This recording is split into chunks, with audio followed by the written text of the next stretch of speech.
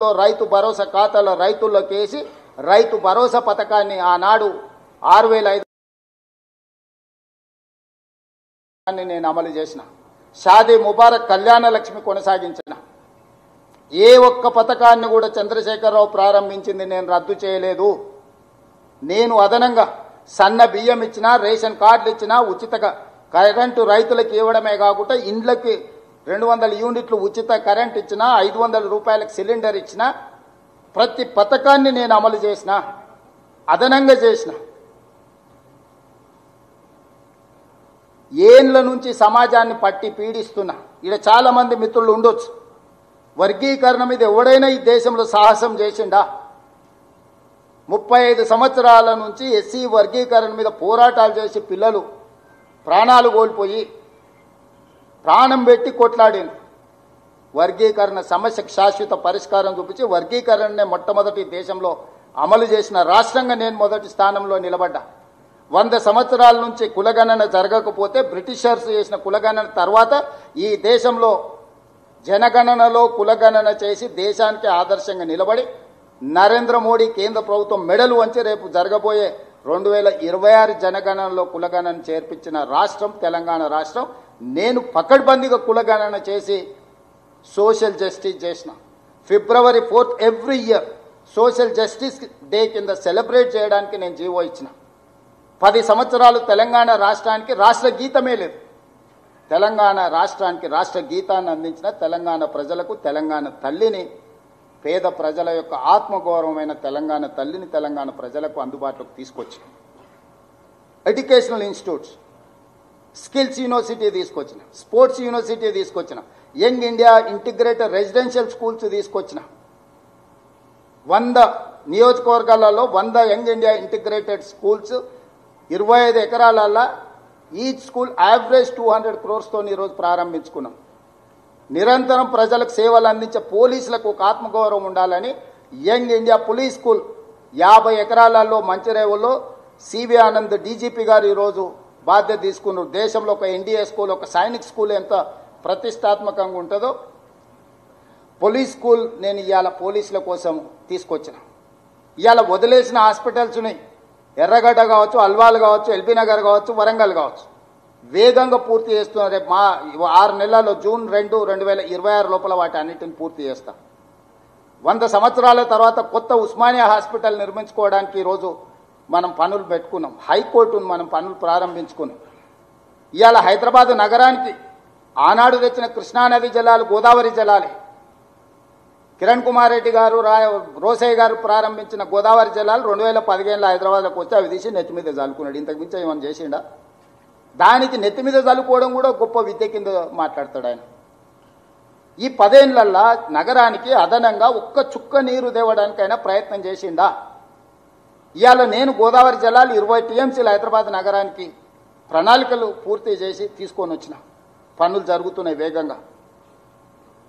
విద్యుత్తు విషయంలో, తాగునీటి విషయంలో, కంపెనీల పెట్టుబడుల విషయంలో, ఐటీ రంగంలో, ఫార్మా రంగంలో, విద్యారంగంలో అంతర్జాతీయ స్థాయి ప్రమాణాలు ఉన్న విద్యా సంస్థల్ని నగరానికి తీసుకురావడానికి దాదాపుగా 3 లక్షల కోట్ల రూపాయలు పెట్టుబడులు ఈ నగరానికి మేము తీసుకొచ్చినాం.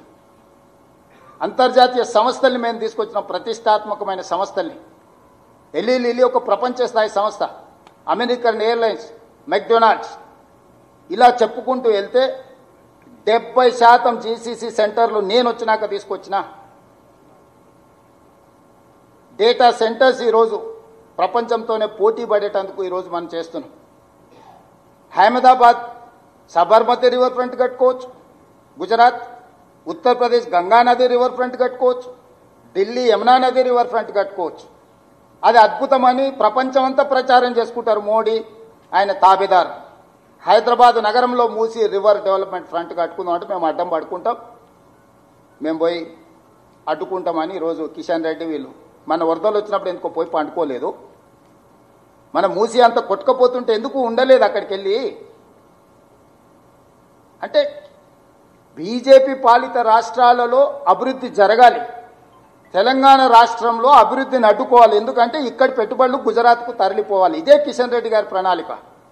గుజరాత్కు గులాంగిరి ఎందుకు చేస్తున్నాడు కిషన్ రెడ్డి గారు? ఇక్కడికి వచ్చిన సెమీ కండక్టర్, ఇక్కడికి వచ్చిన పెట్టుబడులను బెదిరించి, ప్రధానమంత్రి కార్యాలయం నుంచే బెదిరించి గుజరాత్కు తరలించకపోతుంటే ఒక్క మాట కూడా కిషన్ రెడ్డి గారు మాట్లాడతలేరు. ఈ రాష్ట్రానికి తీరని అన్యాయం కేంద్ర ప్రభుత్వం స్వయంగా ప్రధానమంత్రి కార్యాలయం నుంచే ఒత్తిడి జరుగుతుంటే కేంద్ర మంత్రిగా నోరెత్తని పల్లెత్తు మాట మాట్లాడని కిషన్ రెడ్డి గారు ఒంటికాల మీద నా మీద లేస్తున్నాడు. నా మీద లేస్తే ఏమొస్తుంది? ఏందొస్తుంది? శాతనైతే మోడీ మీద ఎగురు, ఎవరకపోతే కాళ్ళన్న పట్టుకో. సార్ నువ్వు దయదచ్చి కొంచెం వదులు మాకు, కనీసం నువ్వు మొత్తం పిండుకున్నప్పుడు సుక్క కింద ఏదన్నా పడితే మేము పట్టుకుంటాం, ఆ సుక్క డ్రాప్ అన్న మొత్తం నువ్వే పిండుకో. ఏదైనా ఒక్క సుక్కని ఏళ్ళ సందులకి జారినప్పుడన్నా మేము దోషిట్లో పట్టుకున్నాం అడుక్కో మోడీని. ఆ కేటీఆర్తో చేరి పెద్దోళ్ళు చెప్పారు, మంచి సంవత్సరం 10 ఇచ్చి తెచ్చుకోవాలి, చెడు సంవత్సరం 10 ఇచ్చి ఇడిపించుకోవాలి. ఈ బ్యాడ్ హ్యాబిట్ వదులుకుంటలేడు కిషన్ రెడ్డి గారు. ఆ కేటీఆర్ సోపతి వాళ్ళ నాయననే భరించలేకుండా కేటీఆర్ ఓ దగ్గర ఉంటే వాళ్ళ నాయన పోయి ఇంకో దగ్గర ఉంటాడు. వీని మాన్పలేము, వీని మార్చలేము. కొడుకు కాబట్టి నేను భరిస్తున్నా, ఏం చేస్తాను? కన్న తండ్రి సొంత చెల్లె నమ్మకం లేకుంటే ఇల్లు వెళ్ళిపోయింది.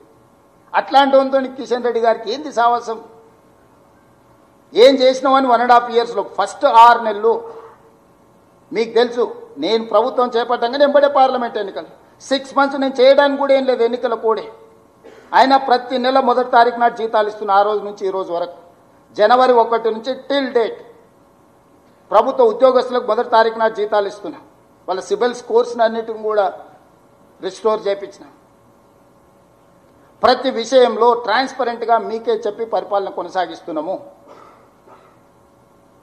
ఒక్క రూపాయి కూడా అదనంగా ఎక్కడి నుంచి అయినా వచ్చిందా? ఎక్కడైనా, ఇంక్లూడింగ్ జర్నలిస్టుల సమస్యల నుంచి మొదలు పెడితే రైతుల వరకు ఏ సమస్యనైనా పారదర్శకంగా మాట్లాడుతాం. ప్రజలకు అందుబాటులో మేము ఉంటున్నాం కదా.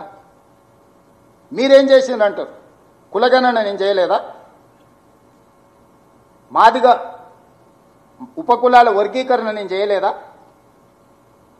స్కిల్స్ యూనివర్సిటీ నేను తేలేదా? స్పోర్ట్స్ యూనివర్సిటీ నేను తీసుకురాలేదా? యంగ్ ఇండియా స్కూల్స్ నేను ప్రారంభించలేదా? 11